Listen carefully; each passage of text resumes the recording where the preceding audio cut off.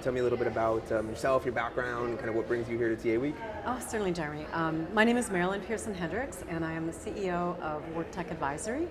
And we are management consulting, and our clients are primarily the solution providers and the vendors in the space. And what we help them to do is to really unlock the full potential of what it is that they have invented to solve problems of our practitioners and our companies, and oftentimes there's some things that get in the way of being able to express that as elegantly as they would want. What are some of those things? The providers in our space, this is true actually for across the board for really most vendors and solution providers. We love to talk about what we do and how we do what we do, but it's really, people really struggle with and this is important because. And it's almost because it's so obvious to them, they're so close to and this is important because it's almost, they feel like it's almost, they don't even need to, it's so self-explanatory.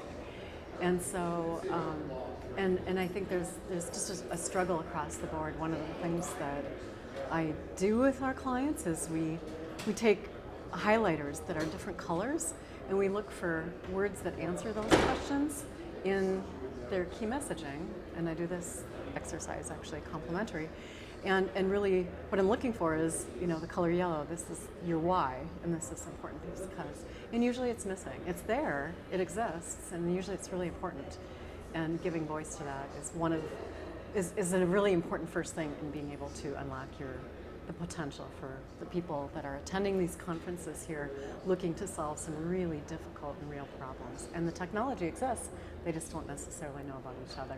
So we're sitting here January 2024. It's been a challenging year for a lot of the industry. Yeah. 2023. What are you, when you kind of look at the state of the industry from your perspective, what are maybe some of the things that you're excited about going into 2024, that you're energized about? What seems like some of the bright spots as we look forward to the next year? Well, one thing that is being broadly anticipated from the investor community for 2024 is the probably a return of money supply. And so I think what I saw with our clients is, and I think it really hit in 23 when SVB Bank collapsed and the banking collapse happened. And that weekend was a really tough weekend for a lot of companies, including clients that I have here. And so everything, kind of contracted or trying to get, we don't have a recession, we don't raise interest rates during a recession. We do that when there's too much inflation. And that's what has been, maybe feels like a recession for people. But there's an anticipation that the Federal Reserve will then start to lower interest rates. That is expected to trigger funding, which will help to dry powder, if you would. That will hopefully help to provide some money supply to the vendors that are doing some really innovative things. They've been trying to bootstrap it, but they don't. It's expensive to go to market, and so. And what do you see right now as kind of like, what are some of the more exciting vendor solutions out there? You can or cannot name them, up to you, but what's the leading edge, the really exciting kind of new technologies that are available to practitioners right now? It's funny. Of course, I would be surprised if there wasn't one person in the seat who didn't talk about generative and AI and the accessibility of all of that. The truth of what I am seeing is that still a lot of employers are dealing with just still getting the basics right. Even really large organizations are still struggling to get a headcount report out and just do the basics well.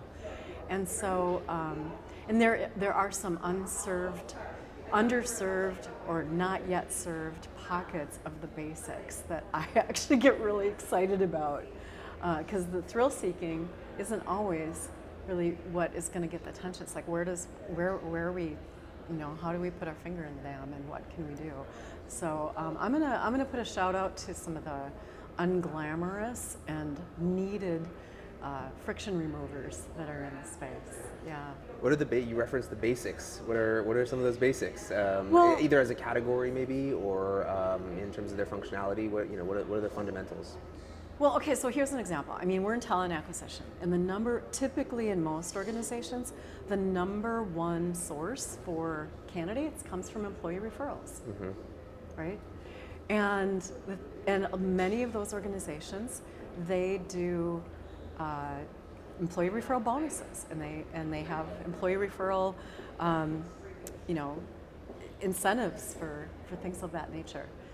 Not one of the providers that are ATS or system of record providers, if you would, none of them deal with the money side of that. It's an employee benefit plan, really. And there's rules and eligibility rules and timing, payment. And do you remember the movie Office Space? Of course. Yeah, and you know, Milton has the stapler, and he eventually burned the building. Yes. Right, he was the guy actually calculating the employee referral bonuses. That's not done, and one of the vendors here actually is doing that kind of stuff. Sure. And so just stuff like that. I mean, you could say, well, that's basics. Is that, you know, machine learning and AI figuring out your employee referral bonus? No, but is it, if you don't do that really well, does that lead to loss of trust, you know, failure of transparency? I'm not going to want to refer somebody else again because you didn't, ended up, I got cheated, or I thought I got cheated, or I didn't understand the plan. There wasn't transparency. I mean, covering the basics is not, I mean, it's unsexy, but it can be essential for us to maintain credibility as a profession and not, you know, have things that should be taken care of falling through the cracks because it's not, you know, on the cutting edge of something. So we've touched on generative AI as a broad kind of category that might be interesting. Employee referrals is kind of like this foundational thing, like just get it right? Yeah. What are some other categories as you think about this year that are spiking that you think are either going to be of interest to the market, or you think there are really some new innovative solutions that are exciting that are coming to market that are worth considering? You know, I see a lot of tech globally. I mean, I sometimes get 3 to 4 briefings a day. It happens in phases, but it's, you know, there's a lot. You know, we're seeing category crossers and consolidation. One of the things, it was kind of interesting at HR Tech this past year. There were a number of entrepreneurs, serial entrepreneurs of really large companies that came into HR Tech, not because they grew up in it like I did, but because they're kind of interested in solving some of the problems. And my company, Work Tech Advisory, we deliberately chose the word work tech because it's not just about HR efficiency or talent acquisition efficiency or benefits, you know, all the things. It's the intersection of the productivity tools of the organization, edge, if you would. There's property tech, there's how do we make managers and the operations of the business more effective? And I'm seeing a whole blurring of that in the future when we've got finally some of the basics down. We can't just keep recycling these things over again. How are we going to get more operational? That's what I would like to see, and connect it into the business metrics that lead to, you know, the financial results. What are some of your predictions for AI over the short term? Where do you think that it's going to have the most impact? Where do you think that it's going to hit the hardest in terms of opportunities for vendors or for practitioners? Right now, everybody's just trying to figure it out. Yep. Everyone is, and everyone's trying to get their head around the compliance side of things and also the risk. One of the bigger challenges with those kinds of solutions is security. Yeah. And obviously adoption. You know, we've been through lots of waves of technology innovation. This one happens to be coming faster than anything that we've ever experienced before, but it's in many respects it's not different. It's kind of like Groundhog Day, only faster. But there's going to be a lot of opportunity, and then we'll see logos that come and go, and that will be no different than what's happened in the past. So, but you know, if what I try to do with our clients is, you know, really get centered around the depth of the problems that we're solving for the business versus the razzle-dazzle, bamboozle kind of thing and all of the buzzwords. You know, our buyers are smarter than that. And so, and that's not, you know, it might be interesting from a media perspective or promotion and where the marketing budgets end up going, but we just have to go back to the business problems. Last question for you. You mentioned earlier that there's some hope that the money supply is going to, there's just going to be a little bit more liquidity in the market in 2024. If that doesn't happen, where do you think we are if we're sitting here next year, we're having this conversation? How do especially vendors in the space kind of navigate that if it's more of kind of the same as it was last year? We're going to see consolidation. We're going to continue to see M&A. There still is investment happening. It's announced on a pretty regular basis, just not at the quantity. Be smart about how you use your money, right? And I think another mistake that solution providers make sometimes, they take too much funding, and then they don't make really intelligent investment decisions. That's good for nobody. That's not good for anyone all around. And so just because we have that doesn't mean it should burn a hole in our pockets. And that causes a lot of downstream not so good stuff to happen in terms of behavior that is unnatural. So you still got to run a good business. Yep. And the other thing is staying close to your customers. Sure.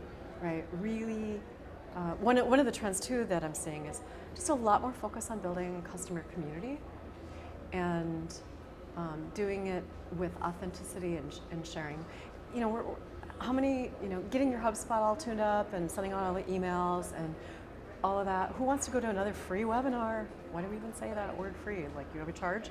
And but where are people getting the information about what solutions they want to potentially consider? It's events like this where they're actually looking for stories of other organizations who had similar problems and what research they might have done or tried or trial and error. And then you're looking for your peer recommendations and endorsements. And so I think, and again, it's events like this where the sharing actually takes place. So.